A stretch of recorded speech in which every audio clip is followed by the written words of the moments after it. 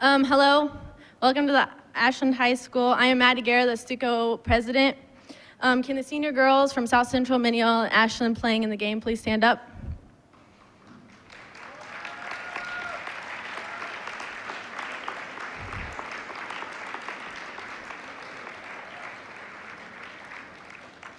Our first speaker today is Miranda Burns.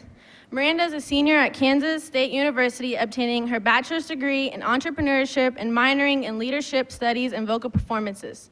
She has been involved in a variety of nonprofit organizations, including the Leukemia and Lymphoma Society Program Team in Training, the Kansas State University Johnson Cancer Research Center, Be the Match Foundation, and American Cancer Society Relay for Life. Through these organizations, she has been able to make an impact. In June 2013, Miranda ran a marathon with the Team in Training and dedicated her run to those who have been diagnosed with cancer. She has recently represented the Dodge City area as Miss Dodge City in 2014 Miss Kansas pageant. She was awarded as a top 10 finalist. Her passions include a small business industry, running, and spending time with her loved ones. Her career ambitions include opening a bridal store upon graduating from K-State. Please welcome Miranda Burns.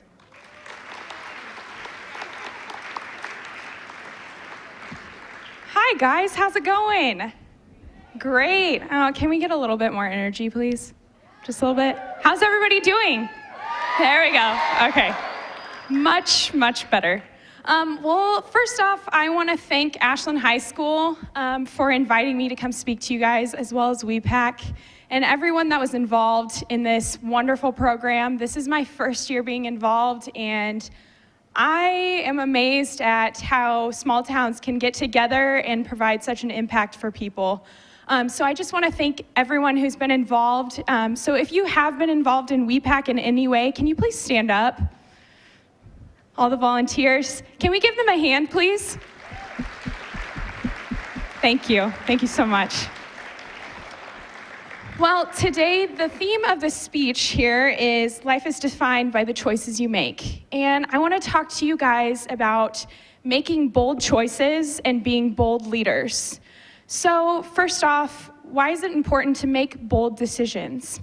You see, we live in a society where there is a lot of people who think small.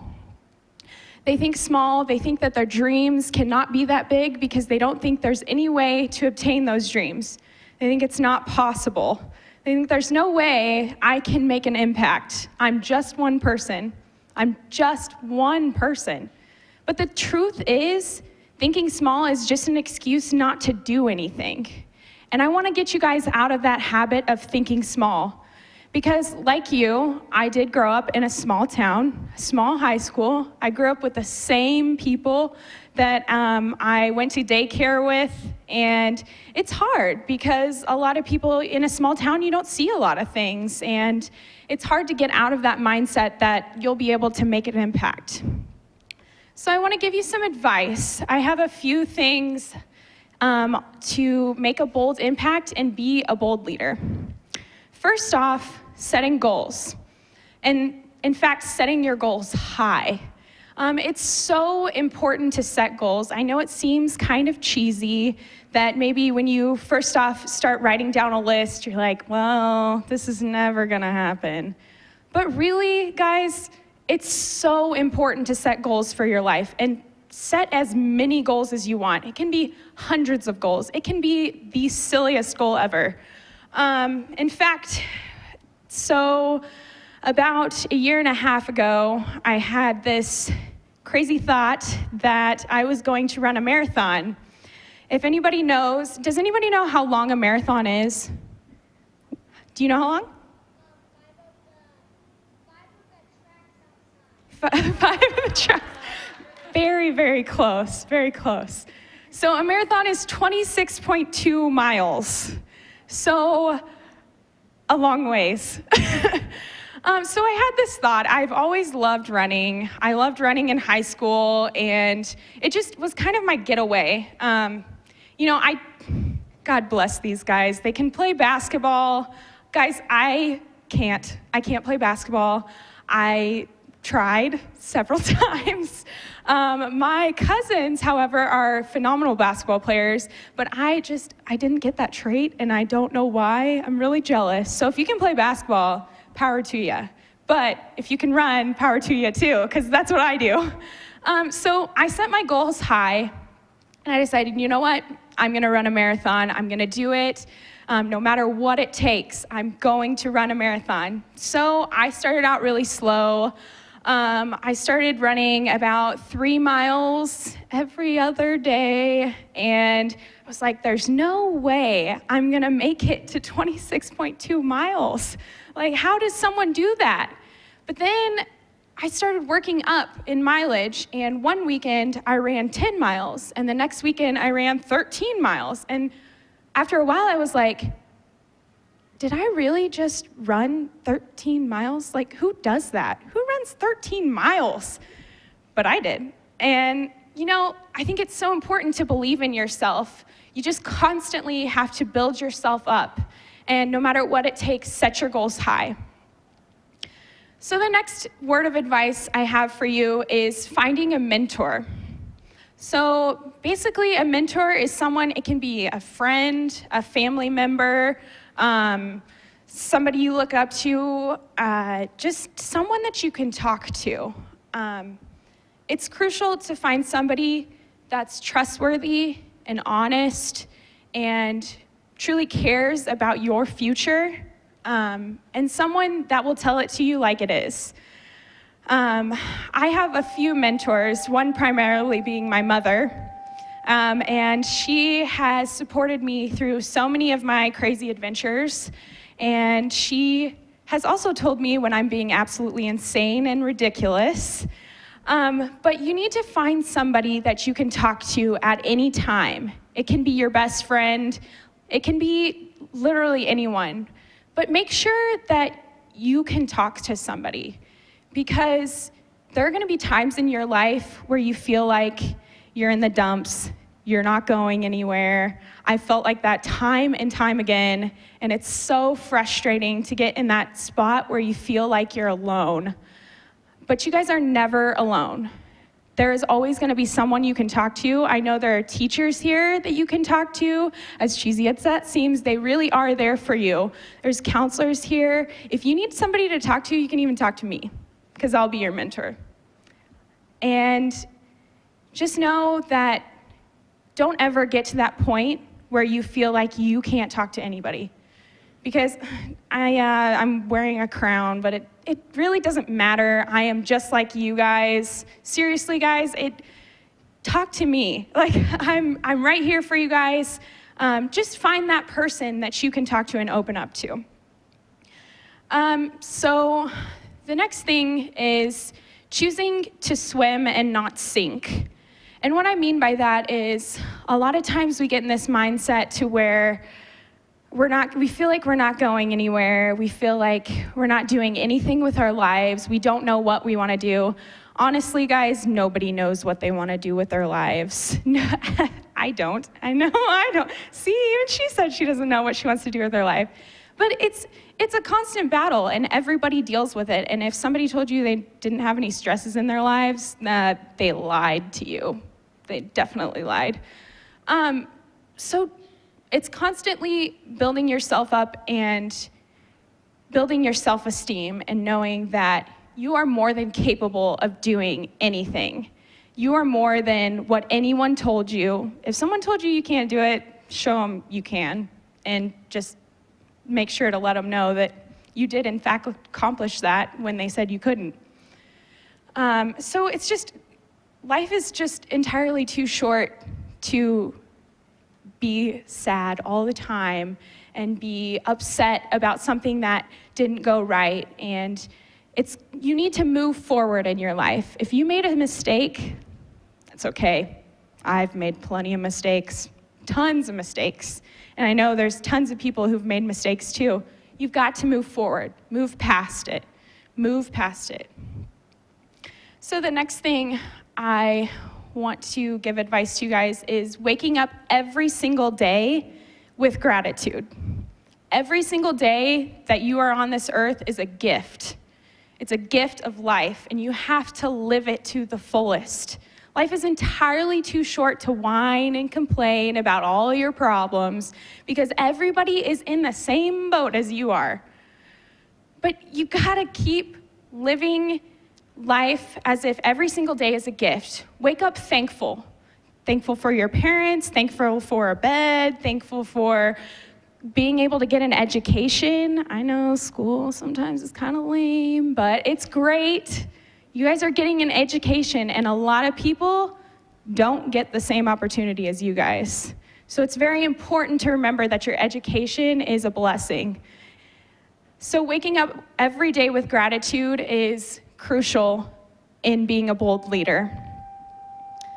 And lastly, expanding your horizons. So what I mean by that is trying new things. Guys, so about 8 or 9 months ago, I had never done a pageant in my life, and I never wanted to. And then some very nice lady messaged me on Facebook and said, "Hey, do you want to do a pageant?" And I was like, no, I am not a pageant girl. I don't wear crowns. I don't do that stuff. I'm okay, thank you though. But then I thought about it, and if you don't try something, you'll never know the opportunities that will come about from it. So my advice to you guys is try something different. When I was in high school, like I said, I ran. But my junior year of high school, I decided I was going to try volleyball. And a lot of you know you can't really just walk on the court and play some volleyball, but I decided I was gonna go ahead and try. It didn't go over as well as I planned, but I had a blast, guys. I wasn't good, but my teammates were very encouraging, and I learned a lot about myself from just trying to play volleyball after running my entire high school career. And so by doing all of these things, by setting goals, finding a mentor, choosing to swim and not sink, waking up with gratitude every single day, and expanding your horizons, this is a great way to become a bold leader and make bold decisions. And through that, you get a new outlook on life. You totally expand your horizons. You become a totally different person by making those bold decisions, because you guys are the future. And I know you guys have heard that a lot, but you really are. You guys are the leaders of tomorrow. And I know there's a lot of people that want to push those leadership positions away, push those opportunities away, like, somebody else will take them, somebody else will do it. No, you guys will do it. Who is gonna do it? You are. You guys need to step up and take those positions, because you never know what opportunities will lead from those positions, from those experiences. So make bold decisions, be bold leaders.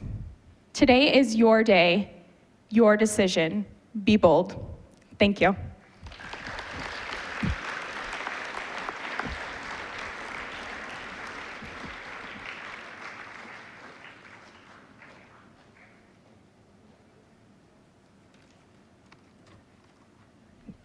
Thank you, Miranda. I'm Iva, Student Council Vice President, and our second speaker is Danielle Viglione. Danielle played high school basketball at Sacramento's Del Campo High, where she holds 10 California state scoring records. She broke former USC standout and WNBA player coach Cheryl Miller's state record for most points in a season, tallying 1,300 points in 1992. Coach Viglione was the California Player of the Year 2 years in a row and had 3,089 points over her 3-year high school career. She holds 5 national high school records for 14 three-pointers in a game, 169 three-pointers in a season, and 379 three-pointers in a career. She has a 4-year starter at the University of Texas, where she became the 8th leading all-time scorer in UT history. She was the GTE All-American 3 years in a row and the Big 12 Scholar Athlete in 1997. Coach Viglione holds the University of Texas single game scoring record with 48 points and the UT career three-point record with 293. Danielle graduated from the UT in 1998 with a major in kinesiology and a minor in biology. She played professionally for the WNBA's Sacramento Monarchs and for 9 years in Israel, Turkey, and Italy. She was inducted into CIF Hall of Fame for Lifetime Achievements in 2012. She is currently co-owner of Sacramento Skills Academy. She teaches the fundamentals of basketball through camps, clinics, privates, and semi-privates throughout the Sacramento area and all over the United States and world. Coach Viglione is one of the most energetic and talented skill development instructors in the basketball world. She is being nominated for Sacramento Sports Hall of Fame. You can vote until November 16th. Go to www.sacsportshof.com. Please welcome Danielle Viglione.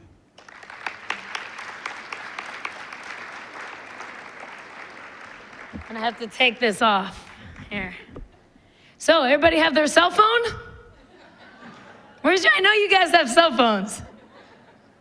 Where is it? We're taking it out. We're gonna go to the internet and we're gonna vote right now. Everybody's gonna vote. You ready? It'll take you 5 seconds. She said she needed 5 minutes though.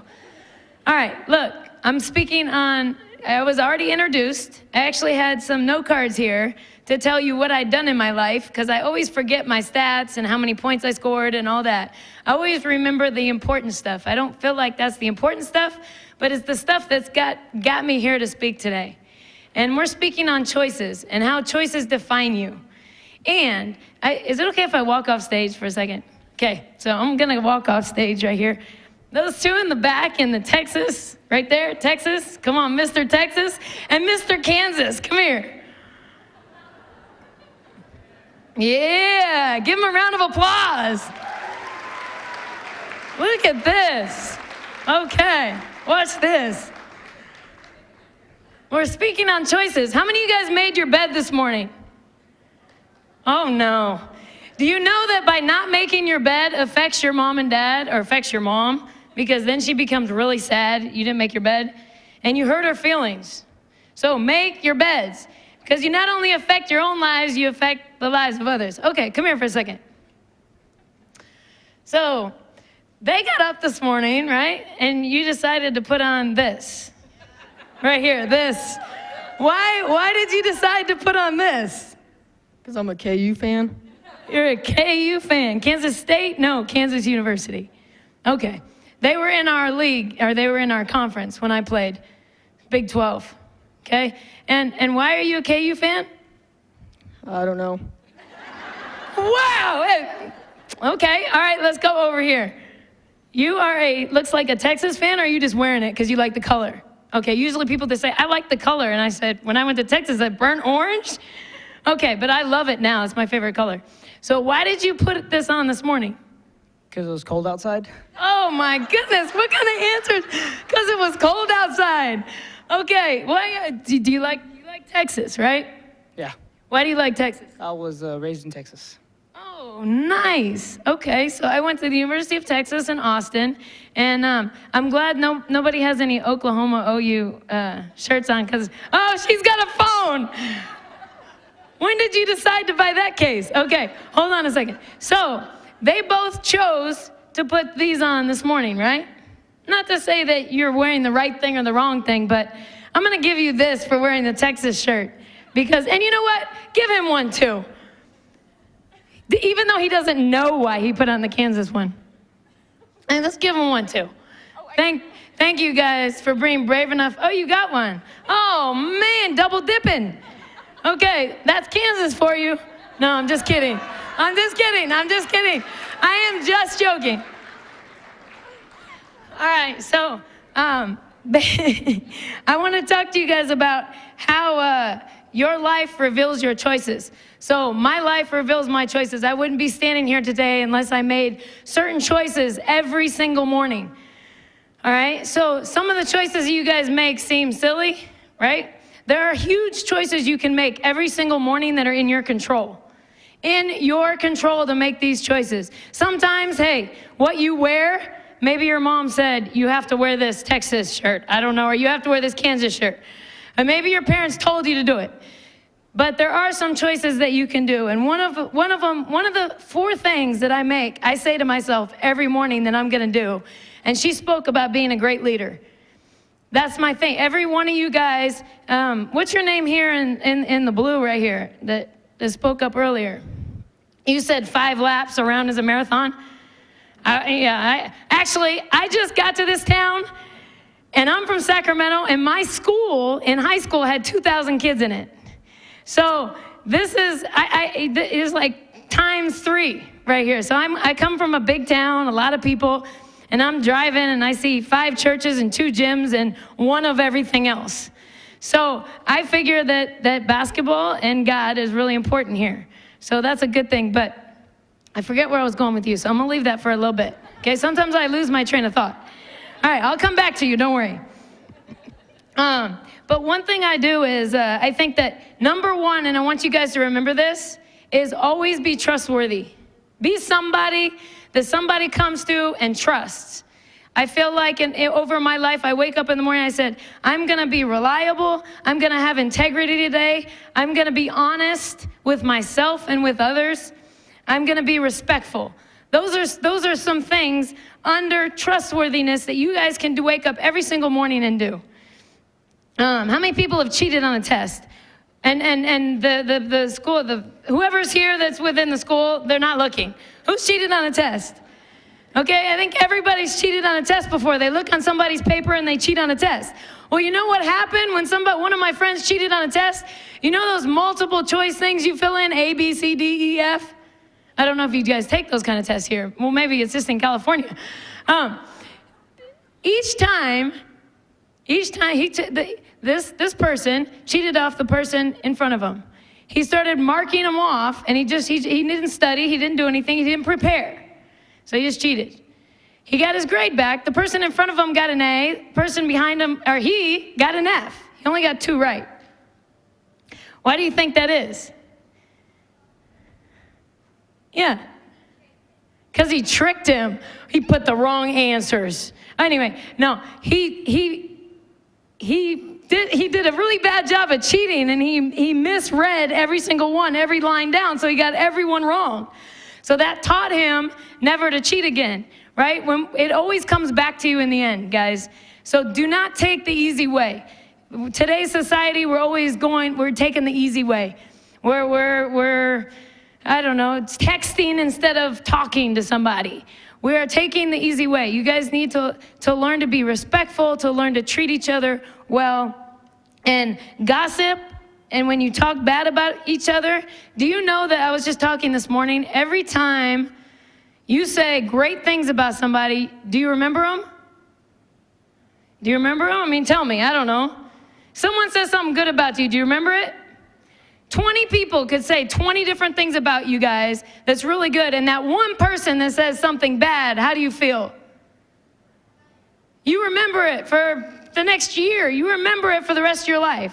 So try to be that somebody that never says anything bad about anybody, and is always, it leads me into my next one, is always an encourager, is always a motivator. You choose to be a motivator, and how do you motivate? How do you motivate right here? You were right here. How do you motivate people, encourage people? Yeah, you. Tell them that they're great. So everybody turn to the person next to you and tell them you're great. Okay, and the Texas guy up there, turn to that guy and say, you're just a little bit great. No, I'm just joking. And then also, let me see. I'm gonna use just a couple people real quick. So I need you 3 right there to come up here quick. Yep, you are our contestants on the runners up. You are up. Okay. All right. So we got. What's your name? Caleb. Did you want to say it loud? No. So you feel good? All right. What's your name? Nathan. Nathan's gonna go run 5 laps in a minute. What's your name? Coney. Okay, Coney. I said Tony. Tony. Oh, Coney. I didn't even heard of that name. It must be a Kansas name. Okay. All right. Look. So we got these 3 here. So if somebody one day came up to you and said, "I'm going to give you some talents. Okay, I'm gonna give you talents. I'm gonna give you 5 talents. Okay, I don't know what they are. What are some of your talents? Play baseball. Play baseball. Okay, anything else? No. We won't. He's got 5 though. He's got play baseball times 5. Okay, so what are some of your talents here? Nothing. Nothing. Okay. All right. Great. What are some of your talents? Hitting people in football. I don't know if I picked. I need another 3 up here. No, I'm just kidding. Okay. So hitting people in football. So you're really aggressive on the court, or on the field. Yeah. Yep. Okay. So he's football, he's baseball, and he's nothing. Okay. You have to be something. Come on. I'm nothing. Okay, video games, great. All right, okay. And then this guy right here, he has a talent, but you know what he was scared to do? He was scared to use his talent. Oh, well, it's not so bad, actually. It worked out perfect because you like hitting people. It's not good, no. Hitting people in football, but he didn't use it, and this has nothing to do with you guys. I'm just making a story up, okay? All right, so he hides it. He goes and puts it under a blanket, okay? So then the guy comes back and says, hey, you did really, really good. I think I give you 5 more talents. You did really, really good. I think I should give you 4 talents. Hey, high five. Hey, can we give him a ball here? Can we give him a ball? Okay, the moral of that has nothing to do with them personally. It's just, you guys all have talents. We all have talents. We all have something we're good at. And oh, you want to stay up here with me and give the rest of the speech? Okay.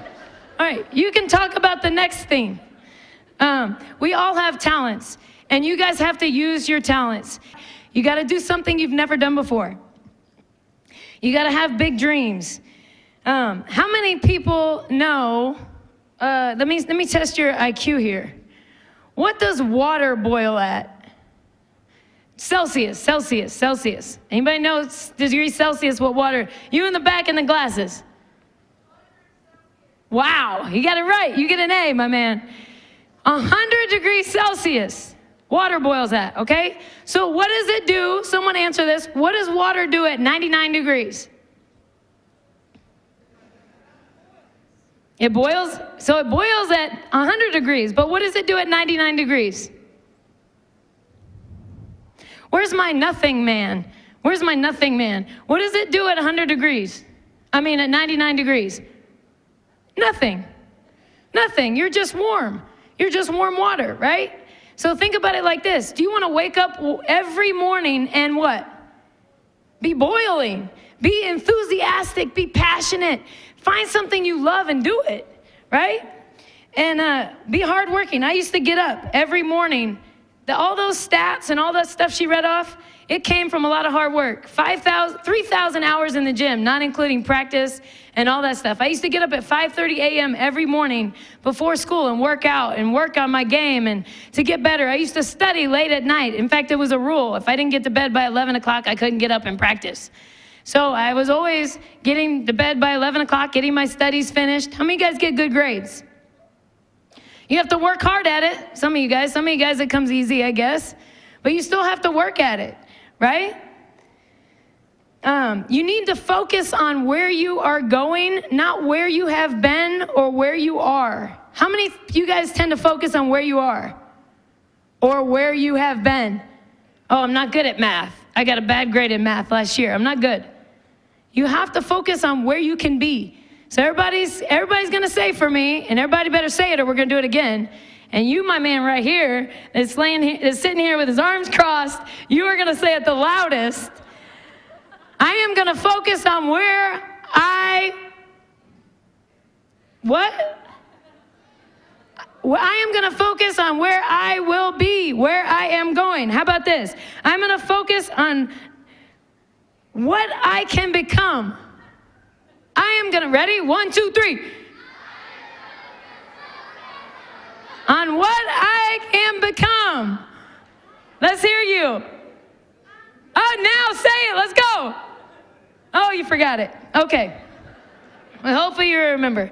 The third thing real quick, and I have a couple more. I know I could be up here forever. But what was the first 2? Trustworthy and what? Telling people they're great. Yeah, being a motivator, encourager. She's always going to remember that now. The third thing is being humble. How many of you guys think you're the best person in this room? You're the best guy in this room. How many? Raise your hand. Oh, he does. Come here for a second. Come here, quick. Come on, run. Oh, 5, 4, 3, 2, 1. All right. Oh, don't run up the stairs. Okay, why are you the best in this room? I don't know. That's pretty convincing. Pretty convincing. Okay. Okay, you can go sit down. Thank you. Nobody is the best in this room because everybody has different talents. Everybody has a different abilities. Each one of you guys here, if you had a puzzle, there'd be like, what, 400 or 500 piece puzzle? You guys all fit in that puzzle. To make this group function, you all need to have a talent that fits in that puzzle. So everybody is not better than anybody else. Okay, you're just, you got to start believing that you're not better than anybody else, and you got to be. What I like to do is I'm my biggest competition. I focus on me and God and other people, but I don't focus on what other people do. I don't compare myself to other people because I am not nothing, man. I am not other people. Okay, so you got to stop focusing. Look at the person next to you, and I need you to say, "I am not you." No, listen, and one more. I have my own talents that's gonna make us function. Okay, good, now that we get that. I have one more thing, and I've been doing some research. How many of you guys do research sometimes? Everybody does research, okay. I like that. Very innovative. All right, look. So I've been doing research with all my clients. I have over 4,000 clients in my basketball program. And then I get to go all over the world, China, Italy, everywhere, to train basketball players. And I started asking people about discouragement and hope. And I think sometimes with being humble, discouragement comes to make us humble, to make us say, oh, we're not the best in the room. We're a piece of that puzzle. And I actually, I'll read you some of these. They were parents, clients, friends, family. Is there anybody here that would like to share their biggest discouragement? I know it's embarrassing. Oh, she wants, what here? Go ahead.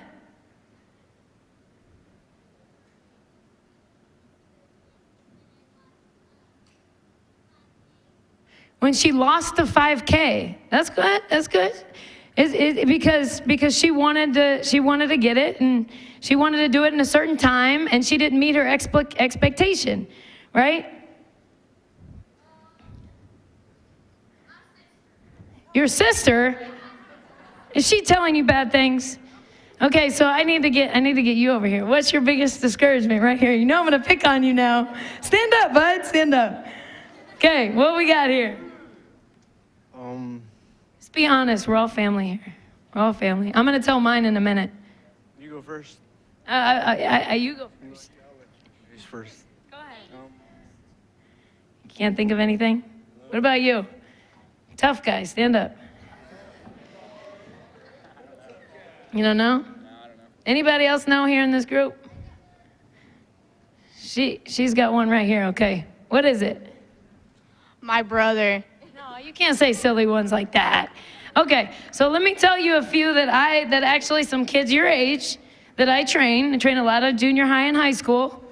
Some kids said, when I have injuries, when I have fear of failure, when I have lack of confidence, when I make mistakes, when I'm not in control, people that lie, not being where I want, lack of production, instant gratification, when I compare myself to others, my lack of knowledge, harsh or unkind words, setbacks, lack of gratitude, taking on too much or unfulfilled expectation, or the all or nothing approach. So if I can't do it, then I'm not gonna try.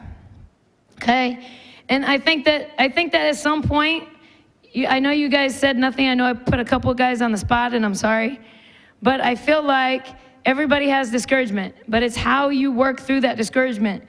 I feel discouraged when I'm not challenged. I like to be challenged, and I like to be in control or feel in control. And when I'm not in control of something, I get discouraged a little bit. But I have to remember, and that goes to what I'm going to talk about, finding hope and keep growing in discouragement. So I know you guys are never discouraged, of course, nothing.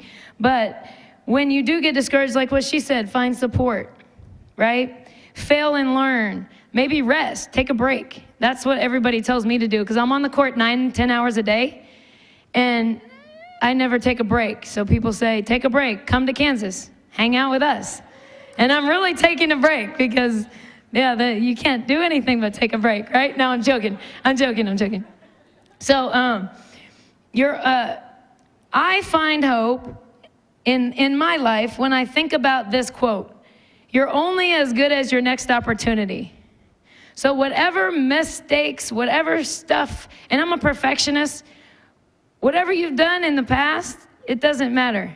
It doesn't matter. As long as you're growing from it, right?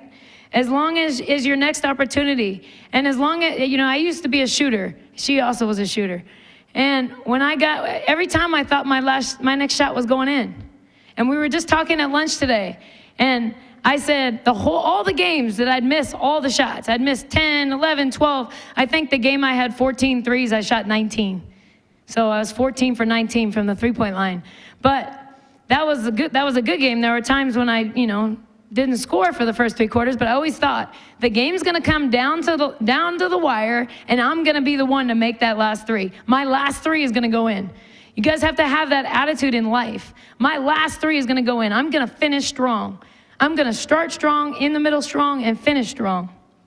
And I think that's just huge in discouragement and hope, and what I've been doing on this research of hope. And real quick, I'll tell you a little bit about the people that said how they get out of discouragement. They say they do it for me, not others. They block out voices that say I suck or should be better. They take a break. Think about the times God has brought me through things before. It gives me confidence. And they say, I don't want to discourage others. Prayer. God would never put me in something I can't handle. Talking about it. Not take the focus off yourself. Look at the end, not where I'm at now. And I think a lot of that was, I asked a lot of people, and this was the basic conclusion that it came to. The fourth thing is, I like to choose in my life, the most important thing is love and care. Okay, so your brother or your sister or somebody's bringing you discouragement, love them. Love them. And I put love and care and faith together. And people will remember you for how you invested in them and how you helped them. Not for how many three-pointers you had in a game. Okay? Although this guy right here will remember how many three-pointers I had in a game, huh? I wanted to read you guys, just when I go to China, and I actually had the opportunity to train the 24 and under national team from Taiwan and the 19 under national team from Taiwan. They both wrote me, they were very appreciative of me coming to Taiwan. And they both wrote me cards. This one is the 19 and under, and they have no English. So I can't tell you what it says. Can anybody read Chinese? You can? Oh, I was gonna put you to the test, because I don't know what it says. All right, and then the under 24, they actually wrote in English. So some of the things that they remembered, maybe they didn't remember how to do a crossover dribble. Maybe they couldn't remember how to shoot the ball, although I hope they did. But they did remember, they wrote, thank you for these 3 long day instructions. And of course, they speak broken English, so. Also, this has to be honored. Very happily may run into you. I feels grateful in the heart. You will teach to act and repeat practice. Well, thank you. And then I had a thing I always said in practice, are you tired? And they were supposed to say no, and because they're never tired.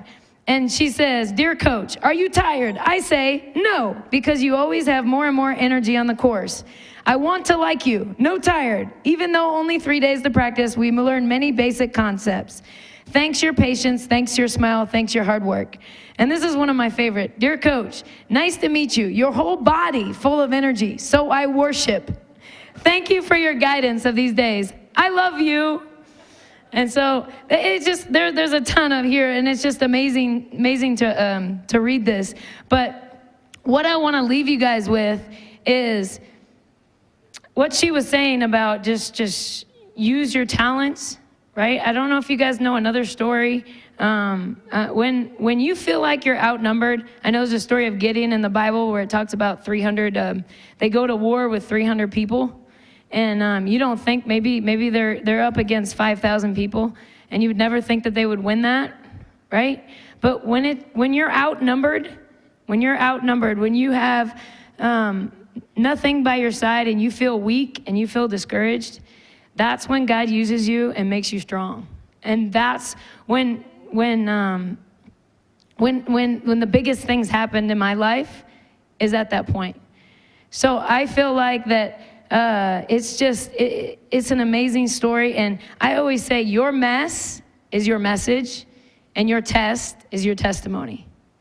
And I feel like that's the story of my life. I wanted to read you, I'm gonna close out here, but I wanted to read you guys a poem that my high school coach wrote for me. How many of you guys play sports? Okay, I hear everybody here plays every sport. So that's good, we did too, I mean, but my high school coach wrote this about me, and it almost brings a tear to my eye when I actually read it, because it describes me to a T. And it's called A Girl, a Ball, and a Dream. And like she was talking about, dream. It says, sometimes life is simple, a girl, a ball, and a dream. That type of passion and commitment that only love can bring. The hands, the head, and the heart, she has been blessed with all these. She has been granted many gifts, and each one she does seize. She approaches every moment with perfection and desire, a state of mind so precious that only you can stand and admire.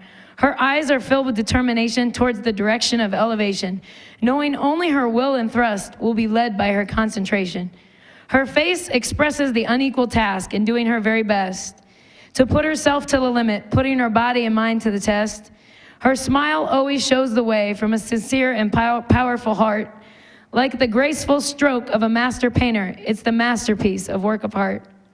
Her decision-making and work ethic cannot be challenged by anybody. While the truth can be found in her soul, basketball is always true fun, pure fun. At times, others will wonder why it is harder than she makes it seem, while the beauty of it lies in a girl, a ball, and a dream. And that's each of you guys. It's you, whatever that passion is, and your dream. And that's your poem. And I just wanted to leave you guys with that. I need to get off here. All right. So thank you for your attention.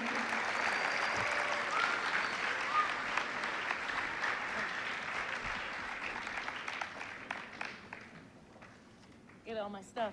Yeah, you got a lot.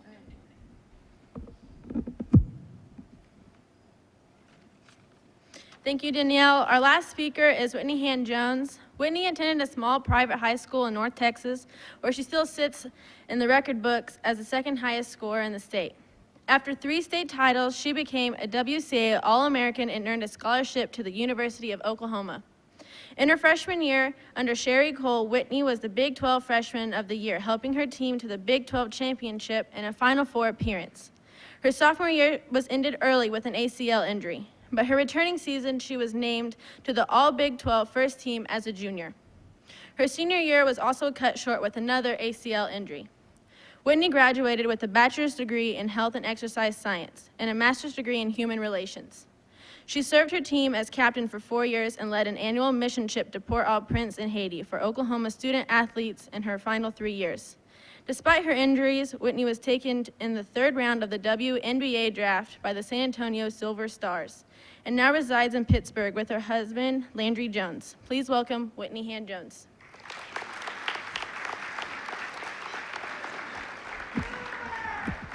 Sooner. All right, everybody stand up. Everybody up. All right, 5 jumping jacks, go. Hey, he's doing it. You had an effect, that guy was doing it. He did it. All right, thanks, you can sit down. I was just making sure you're awake. All right, thank you guys for making me follow them. I appreciate that.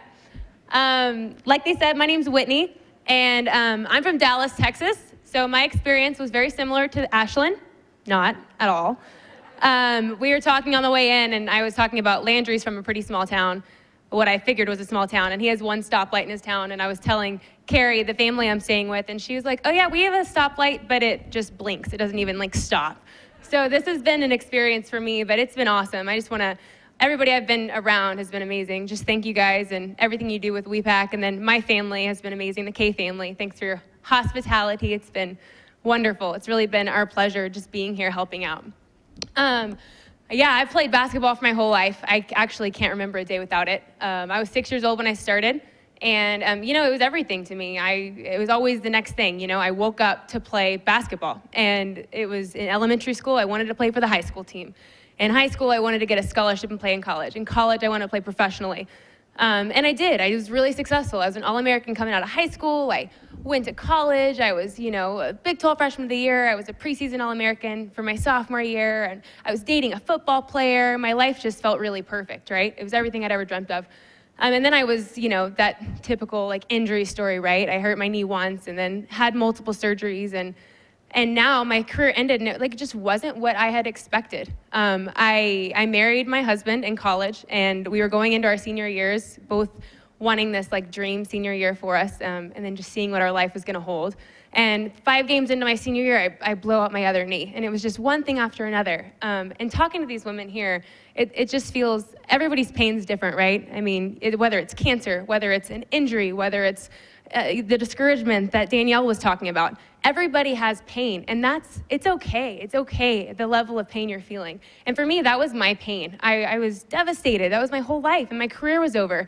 And then my husband gets drafted to Pittsburgh, so I go to Pittsburgh, and I'm from Dallas. All my family's in Dallas. You know, my world is down south here. And I go to Pittsburgh, and I'm all alone, and I'm cold, and I'm miserable, and everybody just thinks you have, you know, the perfect life. So then I start thinking, you know, okay, what the heck am I gonna do with my life? I've been told that I'm this extraordinary individual my whole life. I've been told that I have this great story and that I have a lot of gifts, but then I'm just kind of, I go from being this mini celebrity in Norman to this like full-time dog mom at home, sitting at home, raising my dogs, you know, and that's like not what I had expected. So then I started just thinking, what the heck does the world need, you know? Like, it's not about me, it's not about what I can do, it's just like, what does this world need from us? We're all in the same generation. They call us Generation Y. They call us the millennials. You know, we lived through the millennium. It's this big deal. And I started doing some research, and this is what they told us. This is what they said that our generation's like. Listen really closely. They said we're lazy. They said we're entitled. They said we require constant praise. They say we have a short attention span. Go ahead and check yourselves right now. Short attention spans. They say we need instant gratification. And then one article was titled, Generation Y, Going Nowhere and They're Okay with It. I was like, wow, just reading all this stuff that they had said about us. That's what they're saying about our world, what our future holds. You know, we're the future, as everybody's saying, but they call us lazy and entitled. And I was kind of shocked and actually kind of offended. And then I started thinking about how I spent my free time. And I was like, man, I do watch a lot of shows on Netflix, or you know, I don't really, I have these goals, but I feel like I'm not really affecting anything. So then that brought me to my list that I made for you guys, the things that I feel like our generation needs and the things that I'm trying to fulfill in my own life. And the first one was courage. For me, social media has given this whole generation this facade that we're all these perfect individuals. I wish I could show you my Instagram feed, because that's my social media outlet of choice. Who's here on any kind of social network? Anybody? Yeah, I don't believe all of you back there who aren't raising your hand. It actually says that 80% of all of us Generation Y people are part of a social network. 80%. That includes the people that are suffering from Ebola in Africa. That includes people from Haiti. 80%, which means that it's pretty much 100% of all of you. So social media is not going anywhere. And And when I look at my Instagram feed, when I look at my social media, we try to make our lives look so perfect, right? I'm never gonna put up a bad picture of myself, ever. Even if it's her birthday and I'm putting up, happy birthday, it's gonna be a good picture of me. I don't really care what she looks like, you know? Because it's what people think of you, and you guys know exactly what I'm talking about. It's what people think of you, and that's been the most important thing to our generation. There's zero, originality. There's zero creativity because we all want to fit in this mold. And I'm here to tell you that that's not good. Who wants, the same thing every time? Who wants that person that's in their bikini that's looking great in these pictures? It makes you feel bad about yourself. And so I would promote that we need to be courageous in being our true selves. We need to be courageous in that. One study showed that 95% of social media users had witnessed cyberbullying via social media. 95%, meaning people are being just mean. I was reading stories, and because it said that there's been 41 teen suicides as a result of social media. So it directly linked to social media. The stories that they were saying about these people and what people were telling each other on these outlets, it was really astounding, like how they were putting people down because they feel so insecure about themselves. So I think the first thing we need is courage. Carry words that carry power. Give words that carry power. Be courageous in your thinking. Be courageous to be your true self. Even if that's, even if that means deleting that app or whatever. Be you. Be exactly who you're made to be and who you are. The second thing is passion. And Danielle spoke a lot about this. But what do you believe in? There's something right now that's shaping your life, whether you're giving it power or not. It may be yourself, it may be your parents or your teachers or your coaches, it may be a higher power, the Lord, but something is shaping you. I had an aunt, and she told me this really powerful story when I was little. When she was 15, she had an abortion, and she was telling me the story, and the pain that was in her heart as she spoke was really heartbreaking. But her boyfriend had pretty much made her, he hadn't even gone with her. 15 years old. I mean, think about it. A lot of you in here are 15. And you get pregnant and your whole life's about to change. She goes and gets an abortion. Well, she grows up with this fear that she was going to be barren, that she wasn't ever going to have children. And then she had 2 beautiful babies with her husband. And she chose to act. She was very passionate about it. She was extremely, anti-abortion, pro-life. And she chose to act. She lived in a small town, bigger than this. But she lived in a small town, and she started this pregnancy center. House mom, mom of 2, started this pregnancy center and ended up saving, I think it was 425 lives through that pregnancy center. She mentored these women through what she had been through. And as a house mom, just starting something, she saved 425 babies' lives. And I'm just like, that changed the world right there. Her decision to act and to act on those convictions that she felt so strongly about that changed the world. But she couldn't do that unless she believed in it. Passion can look differently. For me, passion, I had a lot of passion. There's very few people that know me that say I'm not passionate. But for me, passion equals emotion. I cry at a lot of things. It's happy, sad, frustrated, I cry. And my husband gets really frustrated because he's anti-emotion. But I just am emotional and I'm passionate and I feel really deeply.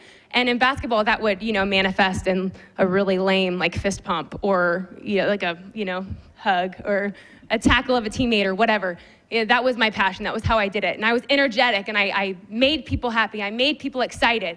But then my husband, he's a professional football player and he was extremely passionate, but he was cool as a cucumber. You never knew what happened. He'd throw a touchdown and he could, hey, good job, man. There was zero excitement and I would be so frustrated. I was like, how can you work so hard and not enjoy it? But his passion manifested totally differently. His passion looked like hours and hours of film, in preparation or taking someone out to eat or whatever. Your passion can look a million different ways, but one thing you can't have passion unless you believe in something. So as an athlete, you have to be completely convicted of that game plan. I remember we were playing Baylor one time, and we tried a million game plans against Brittany Griner, none of which actually worked. But going into it, these coaches would develop all these crazy game plans. Brittany Griner was the 6'7" girl that played at Baylor, by the way. And these crazy game plans.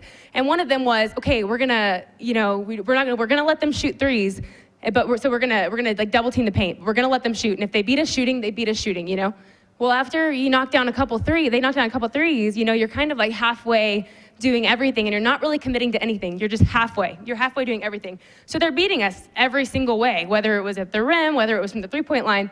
They were killing us. We were down by 30. And Coach Cole was like, you cannot be halfway. That's how it is in life too. If we're too scared, if we're like worried about one thing or another, we don't completely go all in. We don't let ourselves believe 100% in something. I don't care if it's wrong. I don't care if it's the stupidest idea ever. If you go all in, you believe in it, you're convicted by it, then you will have passion that will manifest through you and affect other people. As a student, that could be, are you believing in the importance of education? Are you believing in your teachers? Are you believing in one another? Then you will have passion for learning. As a Christian, are you believing that Jesus Christ died on the cross for your sins? Whatever.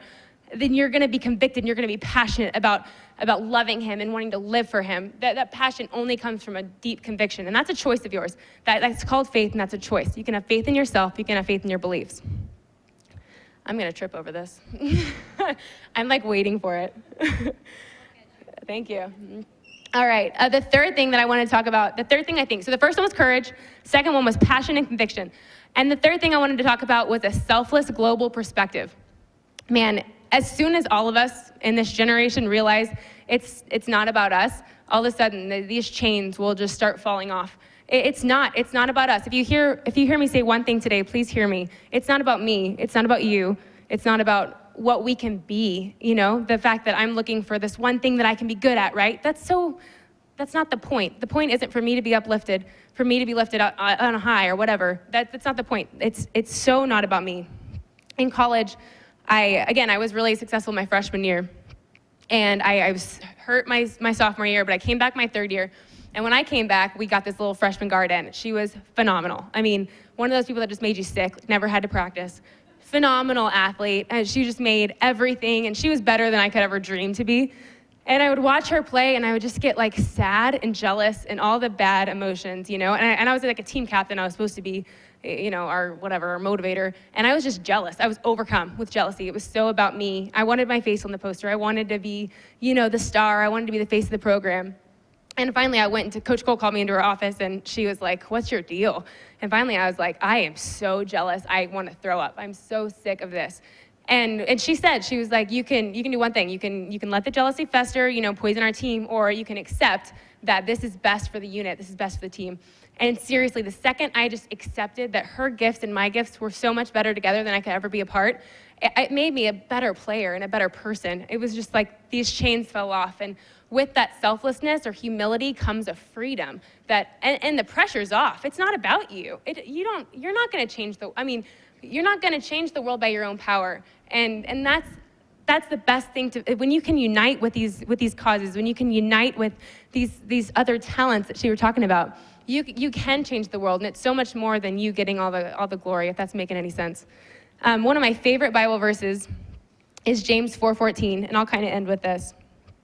It says, "What is your life? For you are a mist that appears for a time and then vanishes." I'm going to read that again. It says, "What is your life?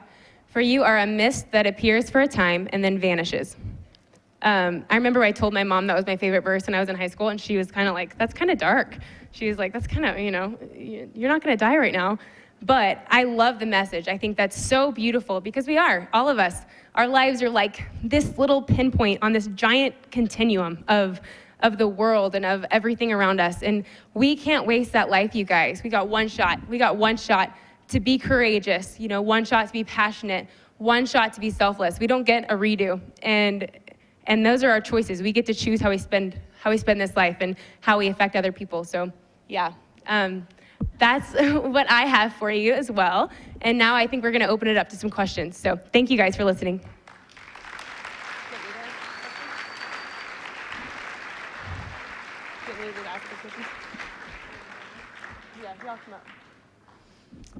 All right, thanks from all of us again. And is there anybody that has any questions or anything for any of us? Don't be shy.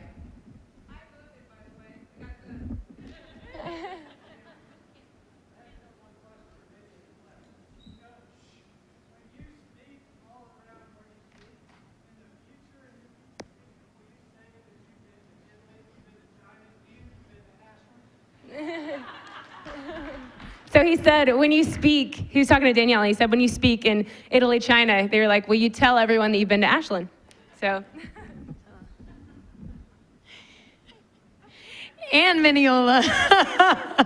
Ashland and Mineola. And you know what I'm going to tell them? I'm going to tell them I met the mayor. But I need proof, so I need a picture or, something with you. Yeah, how many places do you go and like the first time you're there, within the first 30 minutes of being there, do you meet the mayor? Do you guys know who the mayor of Sacramento is? You guys know Kevin Johnson? No? NBA player? He used to play in the NBA. Yeah, he's our mayor there. I've met him a couple times, but we're not at the personal level that he and I are now. So, anybody else have any other questions, like experience, anything?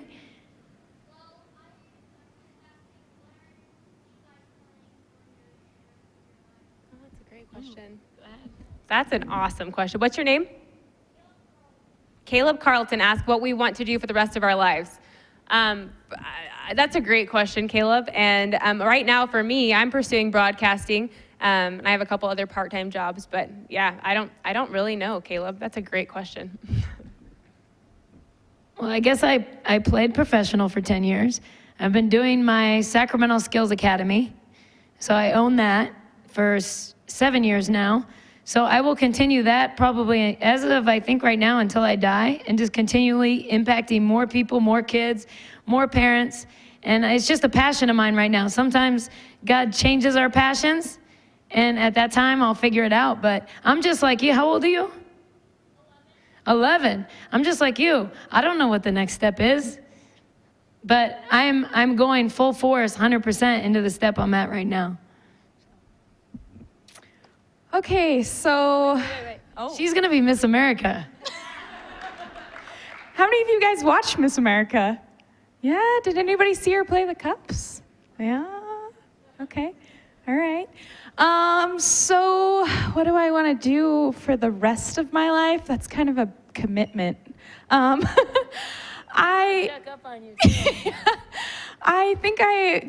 I'm going to graduate next December from K-State. Any K-State fans here? Yeah. Sorry, guys.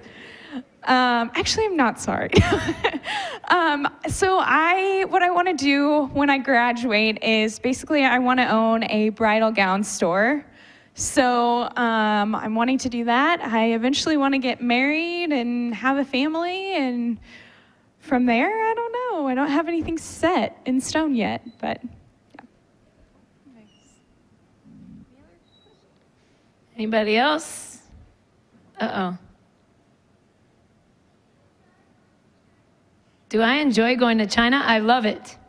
You know what they did to me when I first walked into the gym? They're very serious in China, so they did this.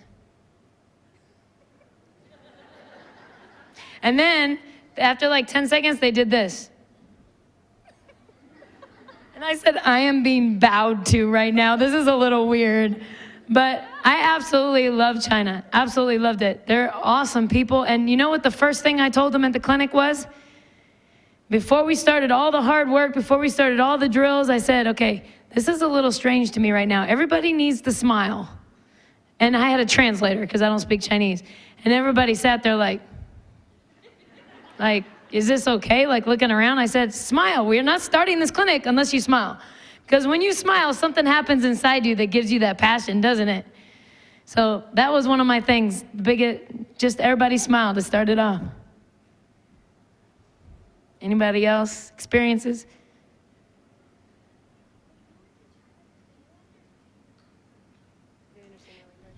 When I went to China, they did not understand my language, but I had a translator. So everything I said was translated. But I did learn my numbers. Sanser. It's 1, 2, 3, 4. Because when I numbered them into teams, it was always teams of 4. So Sanser. So I learned that.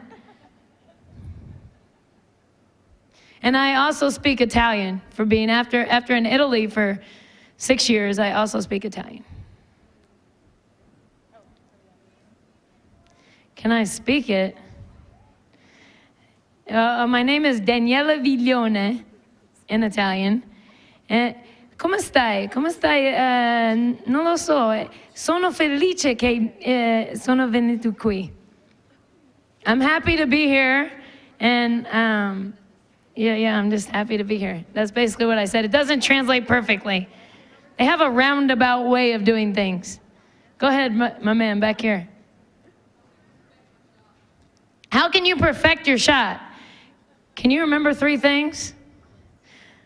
Repetition, well, that's just one thing, okay? Then the 3 things are feet, rhythm, and follow through for me. And then come to Sacramento, I'll help you out. Your parents are gonna get mad. Okay. Well, I'm retired, but I played for 25 years. So yes, don't ask me my age. Everybody asks me, how old are you? Do the math.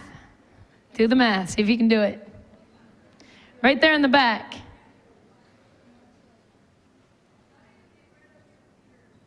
How do you get rid of your fears? You want to take that one? No. I can. You attack them. You look them right in the face and you attack them. I'm terrified of speaking. So you say yes. You just say, I'll come speak, and you just do it over and over again, and all of a sudden you're not afraid. And if you do it and you speak your fears, they automatically go away. Anybody? Yeah, I think just facing your fears, no matter what, even no matter how scary and big it looks, once you approach it, you realize it wasn't as bad as you thought it was going to be. What? Oh, I think we're running out of time. He wants to know back here, how much are the tickets for the game on Saturday night, right? Yeah, you with your hand raised. So I guess they're $30, and you will just have a great time. You will see me coach. You will see a lot of players play. You will see announcers. We are gonna have such a good time, and it benefits cancer and helping people prevent cancer in the future, and help people that already have cancer. Okay. Let's give a round of applause for our 3 amazing speakers.